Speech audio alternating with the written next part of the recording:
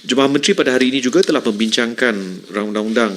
pembaharuan semula bandar ataupun RUU-PSB dalam bahasa Inggeris Urban Renewal Act ataupun URA, dan Jemaah Menteri telah bersetuju secara dasar bahawa wujud keperluan untuk mengubal suatu undang-undang yang membolehkan isu perumahan di kawasan bandar khusus berkait miskin bandar diatasi dengan tuntas dan adil. Maka pada hari ini Jemaah Menteri telah bersetuju bahawa undang-undang pembaharuan semula bandar ini akan ditarik balik untuk ditambah baik melalui beberapa pindaan dan tambahan yang akan diteliti, dibentangkan, dibincang dan diputuskan di Jemaah Menteri pada satu tempoh yang akan dimaklumkan, dan seterusnya dibentangkan semula dalam bentuk yang baru di Parlimen. Maka kita ucapkan terima kasih kepada Menteri KPKT dan rakan-rakan di Plan Malaysia di atas usaha dibat urus yang telah dilakukan. Sekarang Jemaah Menteri telah memutuskan supaya undang-undang ini ditarik balik untuk ditambah baik dan akan dibentang